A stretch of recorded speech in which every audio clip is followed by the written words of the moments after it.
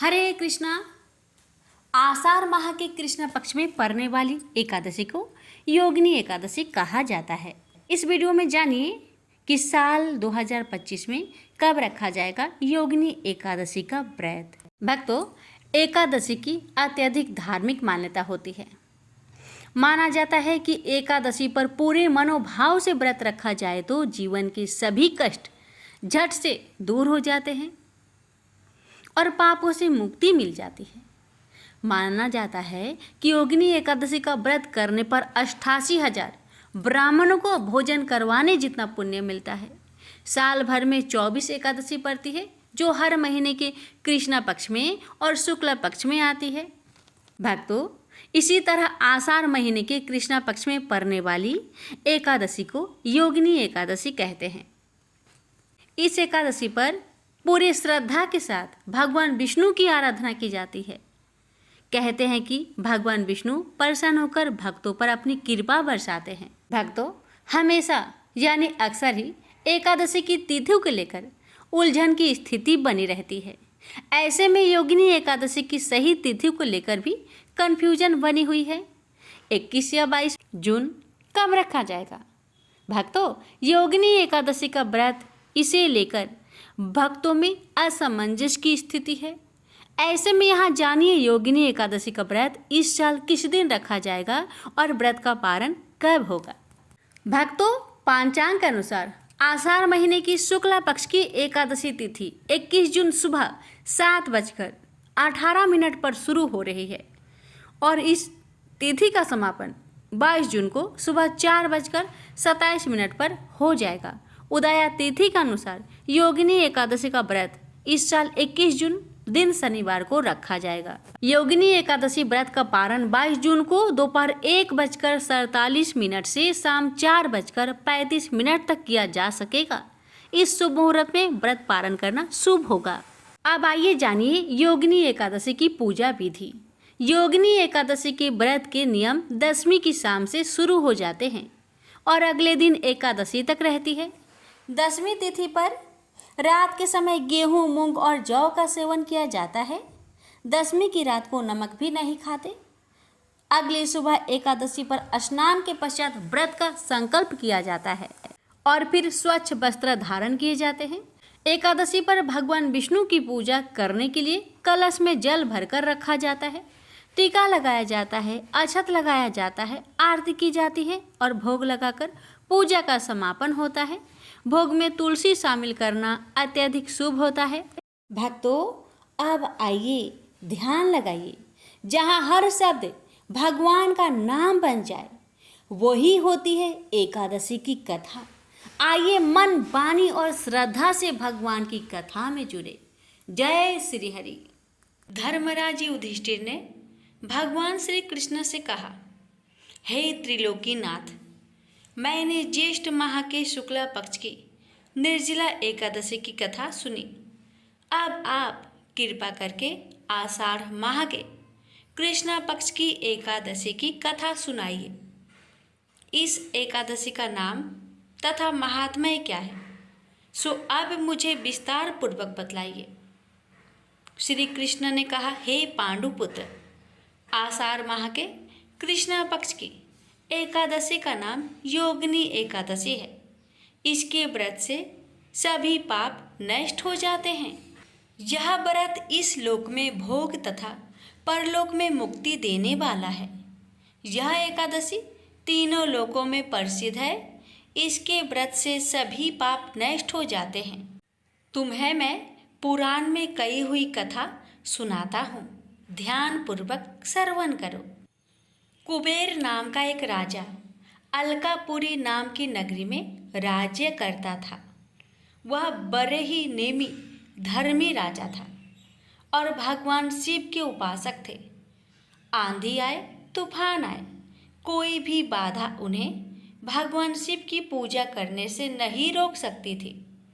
भगवान शिव के पूजन के लिए उनके लिए हेम नामक एक माली फूलों की व्यवस्था करता था। वह हर रोज पूजा से पहले राजा कुबेर को फूल देकर जाया करता। हेममाली अपनी पत्नी विशालाक्षी से बहुत प्रेम करता था। वह बहुत सुंदर स्त्री थी। एक दिन हेम पूजा के लिए पुष्प तो ले आया, लेकिन रास्ते में उसने सोचा अभी पूजा में तो समय है, क्यों ना घर चला जाए। घर आने के बाद अपनी पत्नी को देखकर कामासक्त हो गया और उसके साथ रमन करने लगा। उधर पूजा का समय बीता जा रहा था और राजा कुबेर पुष्प न आने से व्याकुल हुए जा रहे थे। हेममाली की राह देखते देखते जब राजा कुबेर को दोपहर हो गई तो उसने क्रोधपूर्वक अपने सेवकों को आज्ञा दी कि तुम लोग जाकर पता लगाओ कि हेममाली अभी तक पुष्प लेकर क्यों नहीं आया। जब सेवकों ने उसका पता लगा लिया तो राजा के पास जाकर बताया, हे राजन, वह हेममाली अपनी स्त्री के साथ रमन कर रहा है। इस बात को सुन राजा कुबेर ने हेममाली को बुलाने की आज्ञा दी। डर से कांपता हुआ हेममाली राजा के सामने उपस्थित हुआ। उसे देखकर कुबेर को अत्यंत क्रोध आया। राजा ने कहा, अरे अधम, तूने मेरी परम पूजनीय देवों के भी देव भगवान शिव जी का अपमान किया है। मैं तुझे श्राप देता हूँ कि तू स्त्री के वियोग में तड़पे और मृत्यु लोक में जाकर कोढ़ी का जीवन व्यतीत करे। कुबेर के श्राप से वह तत्क्षण स्वर्ग से पृथ्वी पर आ गिरा और कोढ़ी हो गया। उसकी स्त्री भी उससे बिछड़ गई। मृत्यु लोक में आकर उसने अनेक भयंकर कष्ट भोगे, किंतु शिव जी की कृपा से उसकी बुद्धि मलिन ना हुई और उसे पूर्व जन्म की भी शुद्ध रही। अनेक कष्ट को भोगता हुआ तथा अपने पूर्व जन्म के कुकर्मों को याद करता हुआ वह हिमालय पर्वत की तरफ चल पड़ा। एक दिन घूमते घूमते मार्कंडेय ऋषि के आश्रम में पहुंच गया। वह ऋषि अत्यंत वृद्ध तपस्वी थे। वह दूसरे ब्रह्मा के समान प्रतीत हो रहे थे और उनका वह आश्रम ब्रह्मा की सभा के समान शोभा दे रहा था। ऋषि को देखकर हेममाली वहां गया और उन्हें प्रणाम करके उनके चरणों में गिर पड़ा और महर्षि के पूछने पर अपनी व्यथा से उन्हें अवगत करवाया। मार्कंडेय ऋषि ने कहा, तुमने मेरे सम्मुख सत्य वचन कहे हैं, इसलिए मैं तुम्हें एक उपाय बताता हूँ। आषाढ़ मास के कृष्ण पक्ष को योगिनी एकादशी होती है। इसका विधि पूर्वक व्रत यदि तुम करोगे तो तुम्हारे सब पाप नष्ट हो जाएंगे। महर्षि की वचन सुन हेममाली ने ऋषि को साष्टांग प्रणाम किया और उनके बताए अनुसार योगिनी एकादशी का व्रत किया। इस प्रकार उसे अपने श्राप से छुटकारा मिला और वह फिर से अपने वास्तविक रूप में आकर अपनी स्त्री के साथ सुख से रहने लगा। भगवान श्री कृष्ण कहते हैं, हे राजन, इस योगिनी एकादशी की कथा का फल 88,000 ब्राह्मणों को भोजन कराने के बराबर है। इसके व्रत से सभी पाप नष्ट हो जाते हैं और अंत में मोक्ष प्राप्त करके प्राणी स्वर्ग का अधिकारी बनता है। प्राचीन काल में रुकमांद नामक एक राजा थे। भगवान विष्णु की आराधना ही उनका जीवन था। वे चराचर जगत में अपने आराध्य भगवान के दर्शन करते तथा पद्मनाभ भगवान की सेवा की भावना से ही अपने राज्य का संचालन करते थे। वे सभी प्राणियों के प्रति क्षमा भाव रखते थे। राजा रुकमांद ने अपने जीवन में अपनी समस्त प्रजा एवं परिवार सहित एकादशी व्रत के अनुष्ठान का नियम धारण कर रखा था। एकादशी के दिन राज्य की ओर से घोषणा होती थी कि आज एकादशी के दिन 8 वर्ष से अधिक और 25 वर्ष से कम आयु वाला जो भी मनुष्य अन्न खाएगा वह राजा की ओर से दंडनीय होगा। एकादशी के दिन सभी लोग गंगा स्नान एवं दान पुण्य करते थे। राजा के धर्म की ध्वजा सर्वत्र फहराने लगी। धर्म के प्रभाव से प्रजा सर्वथा सुखी एवं समृद्ध थी। राजा रुकमांद का गृहस्थ जीवन पूर्ण रूप से सुखमयी था। वे पीताम्बरधारी भगवान श्री हरि की आराधना करते हुए मनुष्य लोक के उत्तम भोग भोग रहे थे। उनकी पतिव्रता पत्नी संध्यावली साक्षात भगवती लक्ष्मी का दूसरा रूप थी। वह सभी दृष्टि से पति का सुख संपादन करने में आदित्य थी। पति का सुख ही रानी संध्यावली का जीवन था। पति की सेवा वह अपने हाथों से करती थी। का पुत्र धर्मागत गुणों में अपने पिता के अनुरूप ही था। उसकी भी बुद्धि भगवान श्री हरि की चरणों में लग गई थी। वह अपने माता पिता का आज्ञाकारी था। उसमें राज्य संचालन की पूर्व योग्यता थी तथा मदिरा एवं जुआ आदि कोई दुर्व्यसन न थी। वह भी प्रजा पालक एवं प्रजा की रक्षा में सदा तत्पर रहता था।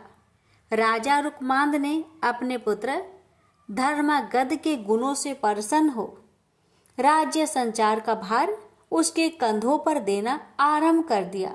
श्री विष्णु जी की आराधना एवं एकादशी व्रत के प्रभाव से राजा से समस्त प्रजा सुखी थी। मृत्यु के पश्चात सभी बैकुंठ धाम में जाने लगे। नरक के द्वार तक कोई नहीं जाता था। संपूर्ण नरक सूना हो गया। सूर्यपुत्र यमराज एवं चित्रगुप्त के लिए कोई कार्य रहा ही नहीं। जब सभी प्रजाजन बैकुंठ जाने लगे तब यमराज किन्हें दंड दे और चित्रगुप्त किनके कार्य का हिसाब रखे। अंत में ब्रह्मा जी की सभा में पहुंचे। उन्होंने ब्रह्मा जी से राजा रुकमांद के प्रभाव का वर्णन करते हुए कहा, पितामह, भगवान विष्णु की आराधना एवं एकादशी व्रत के प्रभाव से समस्त प्राणी बैकुंठ धाम को प्राप्त हो रहे हैं। नरक में कोई प्राणी नहीं आ रहा है। लंबे समय से हम लोग व्यर्थ बैठे हैं। यह सुनकर ब्रह्मा जी को अत्यंत प्रसन्नता हुई।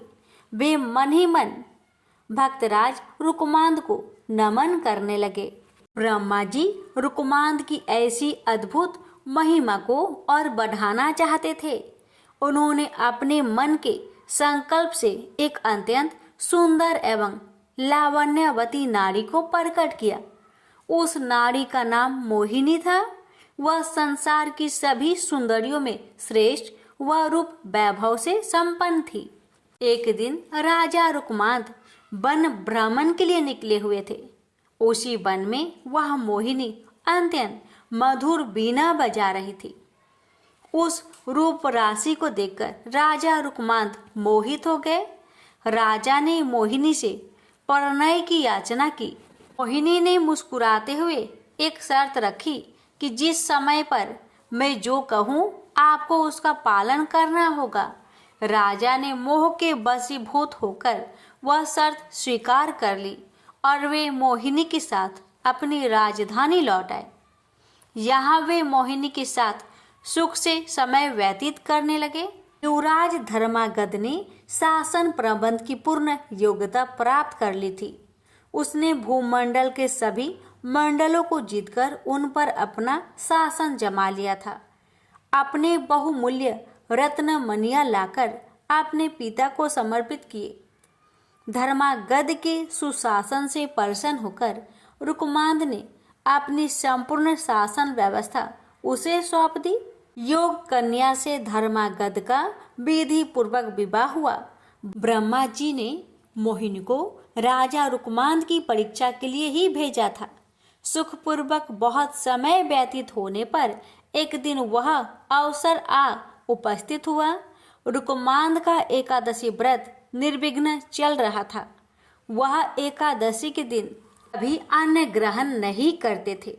देव की भांति वे घोषणा करा देते, मनुष्यों, तुम सब अपने वैभव के अनुसार एकादशी के दिन चक्र सुदर्शनधारी भगवान विष्णु की पूजा करो। वस्त्र उत्तम, चंदन, रोली, पुष्प, धूप, दीप तथा हृदय को अत्यंत प्रिय लगने वाले सुंदर फल एवं उत्तम गंध के द्वारा भगवान श्री हरि के चरणारविंदों की अर्चना करो। जो भगवान विष्णु का लोक प्रदान करने वाले मेरे इस धर्म सम्मत वचन का पालन नहीं करेगा, निश्चित ही उसे कठोर दंड दिया जाएगा। एक दिन मोहिनी अपने पति रुकमांद से एकादशी के दिन अन्न खाने के लिए आग्रह करने लगी। उसने हठ पूर्वक कहा कि गृहस्थ राजा जो सदैव परिश्रम करता है उसे कभी भी अन्न नहीं छोड़ना चाहिए। राजा ने मोहिनी को बहुत समझाया। उन्होंने शास्त्रों का प्रमाण देकर बताया कि एकादशी के दिन जो अन्न खाता है वह पाप का भागी और नरकगामी होता है। किंतु मोहिनी अपने हठ पर अड़ी रही। राजा ने उसे अनेक प्रलोभन भी दिए, परंतु मोहिनी पर उन बातों का कोई प्रभाव न पड़ा। मोहिनी ने राजा को विवाह के समय दी हुई अपनी शर्त की स्मृति कराई। जो मैं कहूंगी उसे उसको पालन करना होगा, अन्यथा आप असत्यवादी हो जाएंगे एवं सत्य का त्याग करने से आपको पाप का भागी होना पड़ेगा। मोहिनी ने अंत में ये भी घोषणा की, यदि आप एकादशी के दिन अन्न ग्रहण नहीं करेंगे तो मैं आपको त्याग कर चली जाऊंगी। रुकमांद ने मोहिनी को पुनः समझाते हुए पुराणों का प्रमाण किया और कहा कि पुराणों में स्थान स्थान पर यह घोषणा की गई है कि एकादशी पर भोजन नहीं करना चाहिए, परंतु मोहिनी अपने निश्चय पर अटल रही। वह अपने पति को असत्यवादी घोषित करते हुए उन्हें छोड़कर जाने को तत्पर थी। इधर राजा रुकमांद मोहिनी पर आसक्त होते हुए भी एकादशी के दिन अन्न न ग्रहण करने के निश्चय पे दृढ़ थे। पितृभक्त धर्मांगत एवं पतिव्रता रानी संध्यावली ने मोहिनी को राजा को छोड़कर ना जाने के लिए बहुत समझाया। रानी संध्यावली ने अत्यंत मधुर वाणी में मोहिनी से कहा, जो नारी सदा अपने पति की आज्ञा का पालन करती है उसे सावित्री के समान अक्षय तथा निर्मल लोक प्राप्त होते हैं। देवी, तुम अपना यह आग्रह छोड़ दे। महाराज ने कभी बचपन में भी एकादशी के दिन अन्न ग्रहण नहीं किया है, अतः तुम इसके लिए उन्हें बाध्य मत करो। तुम उनसे कोई अन्य वर मांग लो। देवी, जो वचन से और शपथ दोष से पति को विवश करके उनसे न करने योग्य कार्य करा लेती है, वह पाप परायणता नारी नरक में निवास करती है। वह भयंकर नरक से निकलने के पश्चात 12 जन्मों तक सुकड़ी की योनि में जन्म लेती है, तत्पश्चात चंडाली होती है। सुंदरी, इस प्रकार पाप का परिणाम जानकर मैंने तुम्हें सखी भाव से मना किया है। धर्म की इच्छा रखने वाले मनुष्य को उचित है कि वह शत्रु को भी अच्छी बुद्धि, उचित परामर्श दे। सुंदरी, जिस पत्नी के पति उसके व्यवहार से दुखी होते हैं, वह समृद्धिशालिनी हो तो भी उस पापनी की अधोगति ही कही गई है। वह 17 युगों तक पुई नामक नरक में पड़ी रहती है। वह तत्पश्चात 7 जन्मों तक छुछुंदर होती है, तदंतर काक योनि में जन्म लेती है। स्त्रियों के लिए एकमात्र पति के सिवा संसार में दूसरा कौन देवता है। इतनी अच्छी बातें सुनने पर भी मोहिनी की बुद्धि शुद्ध नहीं हुई। उसकी भाभी उसके सिर पर नाच रही थी। जगत को अच्छी शिक्षा मिलने वाली थी। मोहिनी की दुर्दशा होनी ही थी। रानी संध्यावली की बातें सुनकर दुष्ट हृदया मोहिनी ने अपनी एक नई शर्त रखी। राजा रुकमांद अपने हाथों से अपने पुत्र धर्मागत की सिर काटकर भेंट करे अथवा एकादशी के दिन का अन्न ग्रहण करे, तभी उनके सत्य की रक्षा हो सकती है। राजा रुकमांद मोहिनी की नई शर्त सुनकर अर्ध मूर्छित से होने लगे। मूर्ख मोहिनी को अपनी भाभी दुर्दशा का किंचित मात्र भी विचार नहीं था। वह अपने पति को अनेक समझाने एवं अनुनय विनय करने पर भी कुछ ध्यान न देकर अपने हट पर अड़ी रही। अंत में धर्मागध एवं रानी संध्या बली ने महाराजा रुकमान से प्रार्थना करके उन्हें सत्य की रक्षा के लिए राजी किया। सत्य की महिमा विलक्षण है। राजा रुकमान हाथ में तलवार लेकर धर्मागध का सिर काटने के लिए उद्धत हुए।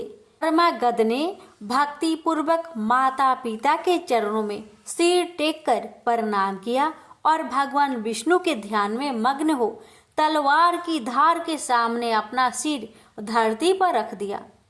कृपालु भगवान विष्णु राजा रुकमान, रानी संध्या बली एवं धर्मागध की धैर्य देख रहे थे। चमचमाती तलवार जैसे ही धर्मागध के सिर को छूने वाली थी, तैसे ही भगवान श्री हरि ने प्रकट होकर राजा का हाथ पकड़ लिया। उस अद्भुत दृश्य को देवगण भी देख रहे थे। उनके देखते देखते महात्मा नरेश, रानी संध्या बली एवं पुत्र धर्मागध के साथ भगवान विष्णु में सशरीर विलीन हो गए। क्रूर हृदया मोहिनी भी यह दृश्य देख रही थी। राजा के पुरोहित बसु से यह सब देखा नहीं गया। उनके संकल्प से दुष्टा मोहिनी वही भस्म में हो गई। प्रेम से बोलिए जय श्री हरि। कथा को जो भी भक्त एकादशी के दिन श्रद्धा भाव से श्रवण करता है, उस भक्त की हर मनोकामना विष्णु भगवान अवश्य ही पूरी करते हैं।